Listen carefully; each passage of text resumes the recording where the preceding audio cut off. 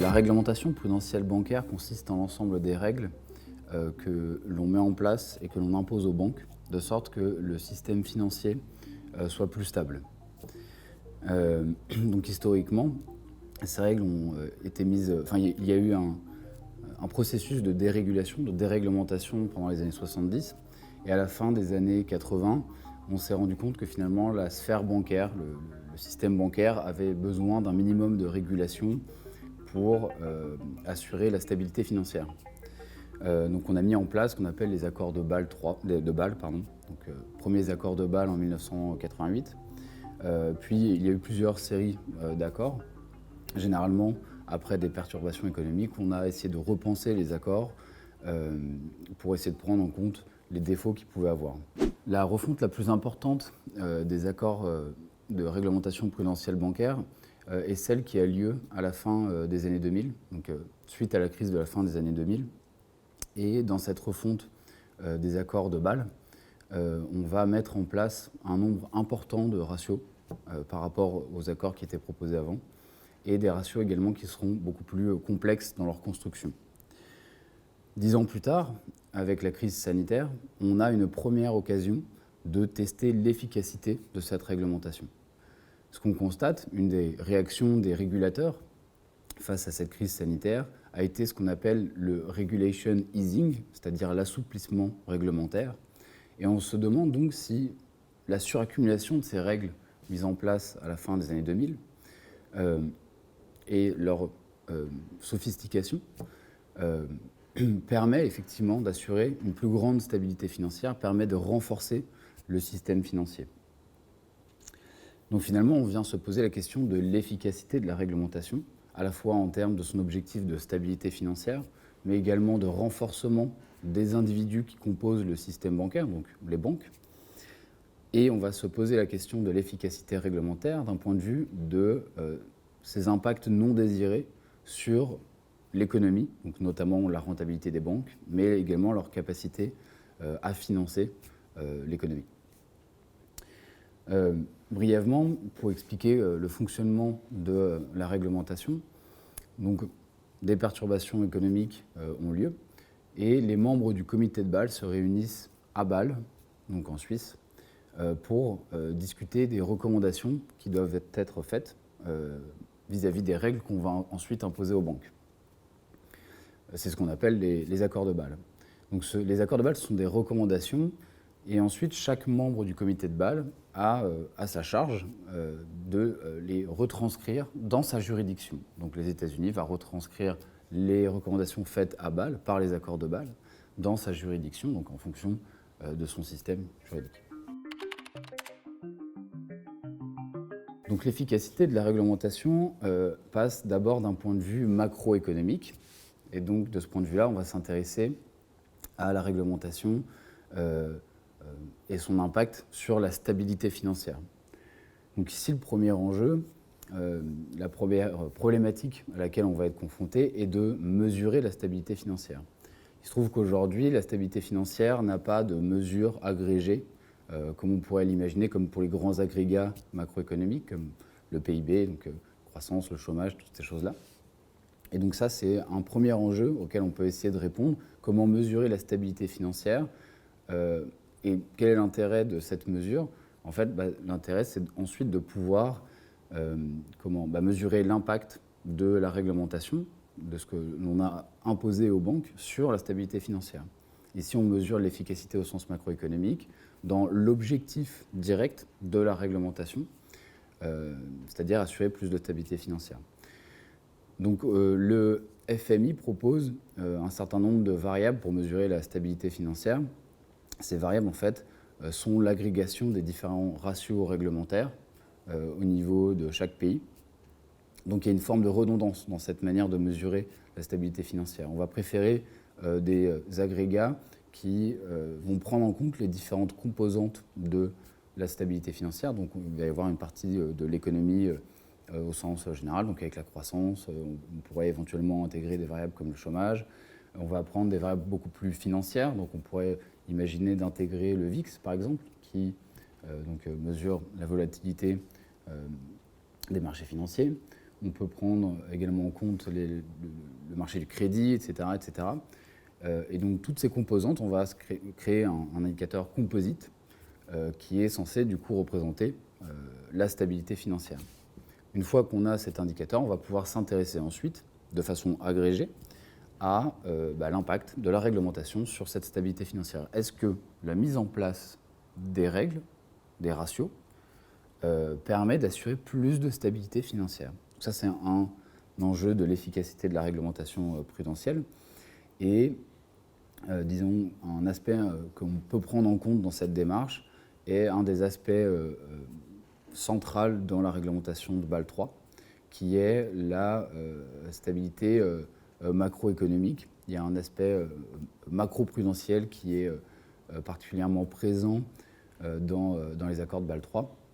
Et donc ça, on peut le prendre en compte dans cette mesure de l'efficacité réglementaire au niveau macroéconomique en s'intéressant notamment au niveau de systémicité des banques.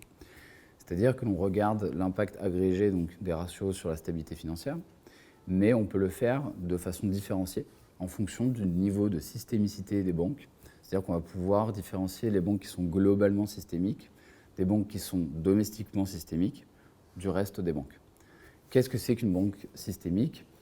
En tout cas tel que c'est défini et suggéré par la réglementation de Bâle III, donc qui intervient encore une fois à la fin des années 2000.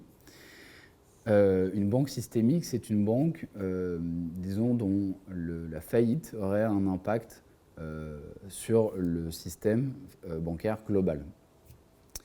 Alors on a une méthodologie qui est proposée pour mesurer la systémicité des banques. Voilà. Et donc en se servant de cette méthodologie, donc, qui est référencée, qui est documentée sous Bâle III, on va pouvoir identifier les banques qui sont systémiques et donc on va pouvoir séparer les banques en fonction de leur niveau de systémicité. Alors quand on s'intéresse à cette efficacité macroéconomique de la réglementation, on constate qu'il peut y avoir un certain nombre de non-linéarités. C'est-à-dire qu'il va y avoir des non-linéarités à deux points de vue, à deux niveaux.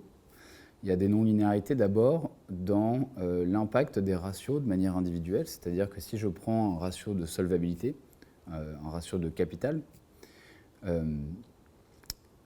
pour les basses valeurs de ce ratio, je vais avoir un impact, mettons, positif sur la stabilité financière et un impact qui va s'estomper à mesure que l'on s'intéresse à des valeurs plus élevées de ce ratio prudentiel.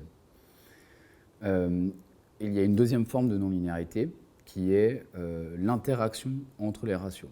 Et ça, c'est très important puisque, comme je le disais un petit peu avant, on a une suraccumulation de ratios à la suite de la mise en place des accords de Bâle III. Et donc, les interactions entre les ratios deviennent très importantes. Pourquoi ? Parce qu'on veut éviter la redondance dans l'action d'un ratio pour éviter justement de trop contraindre le système bancaire. Et donc, quand on regarde les résultats qu'on peut avoir sur ce type d'études, on constate qu'effectivement, ces non-linéarités existent bien.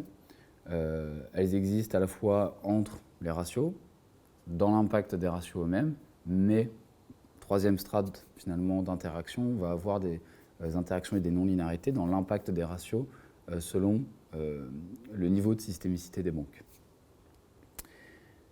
Donc, comme je le disais, il n'y a pas aujourd'hui de mesure communément acceptée d'un agrégat de stabilité financière. Aujourd'hui, c'est peut-être le point le plus important qui reste à étudier sur cette problématique. Enfin, disons que c'est le premier point qu'il faudrait étudier.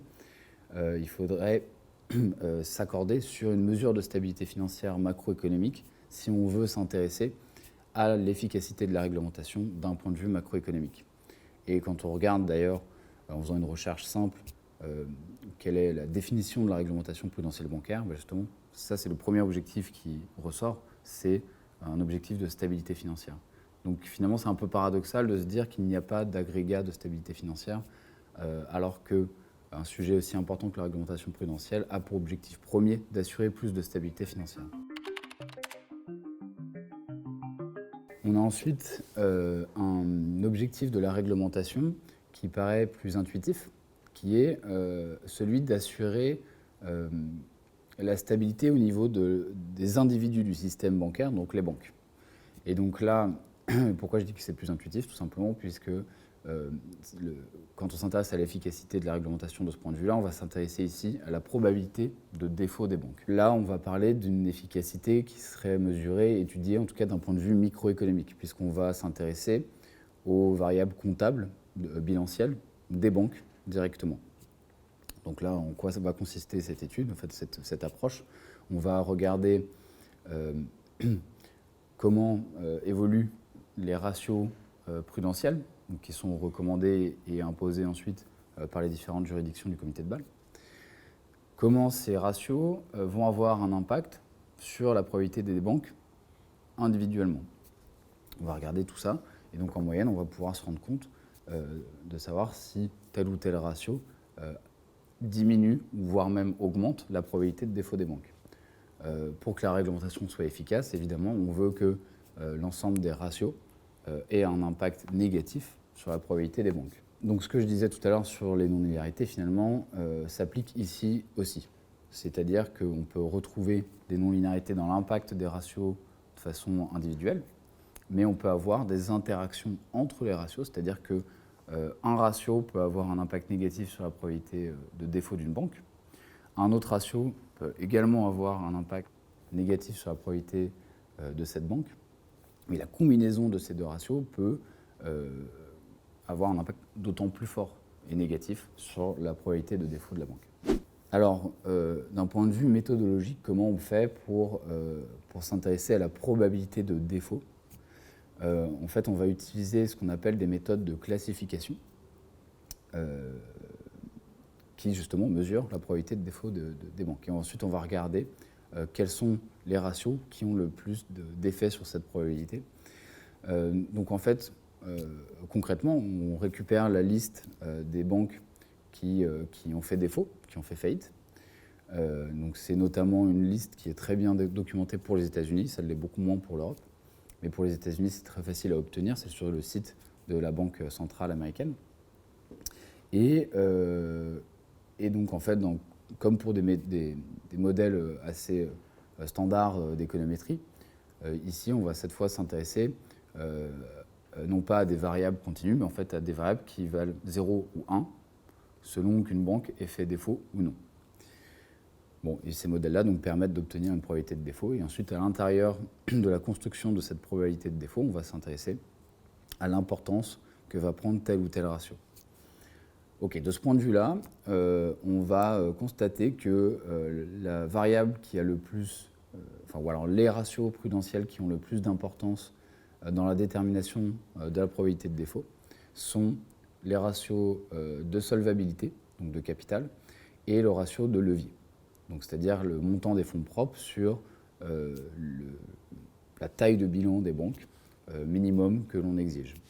Donc, quand on s'intéresse à l'impact des différents ratios sur la probabilité de défaut des banques, on constate que c'est donc le ratio de levier qui va avoir, c'est parmi d'autres ratios, c'est notamment le ratio de levier qui va avoir une importance assez grande dans la détermination de la probabilité de défaut des banques.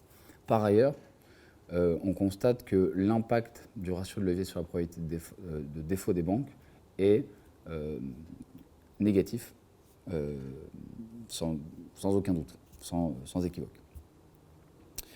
Et ça, c'est important donc, pour le troisième point, qui est de regarder l'efficacité de la réglementation d'un point de vue des répercussions qu'elle peut avoir sur l'économie, et notamment, donc, il y a un débat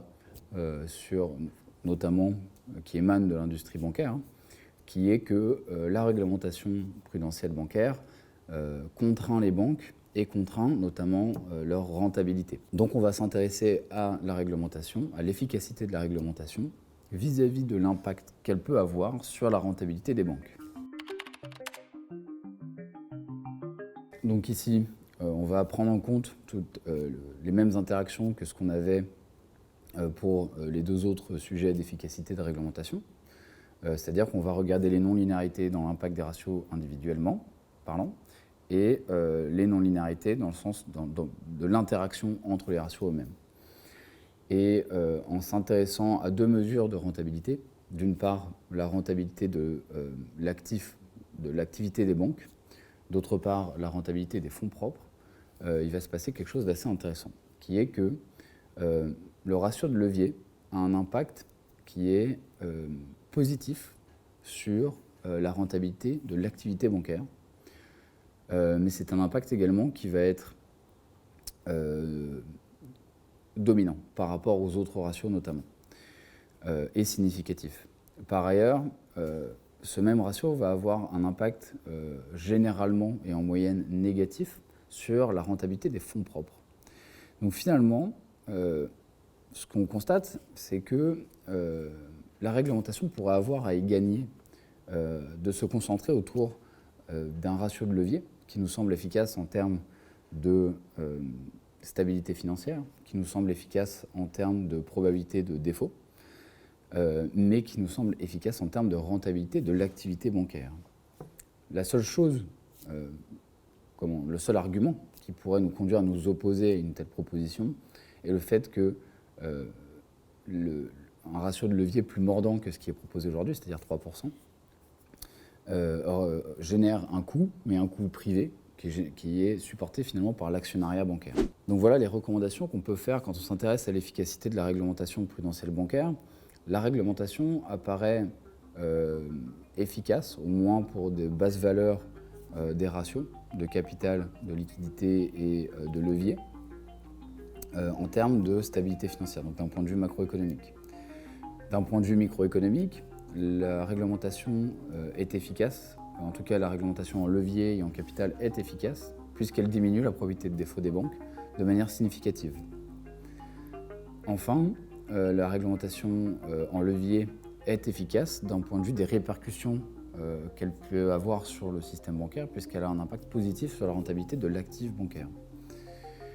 Le ratio de levier, il se trouve que c'est un ratio qui est beaucoup plus simple à calculer, à construire, ce qui porte un certain intérêt d'un point de vue du suivi de la règle, de la conformité des banques vis-à-vis de cette règle, etc. Mais c'est un ratio qui est très bas aujourd'hui. Un certain nombre de résultats nous montrent donc que l'on peut augmenter ce ratio de levier, quitte à se débarrasser d'autres ratios réglementaires en fait, et que ça, du coup, serait efficace d'un point de vue réglementaire. Il y a des travaux à mener sur cette recommandation pour essayer de l'asseoir, c'est-à-dire qu'on pourrait s'intéresser à l'intemporalité de cette règle. Est-ce que cette règle permet au système financier d'être renforcé, d'être plus résilient vis-à-vis d'un nouveau choc qui serait structurellement différent de la crise de la fin des années 2000, mais également un certain nombre de travaux doivent s'intéresser à la prise en compte du climat dans la réglementation.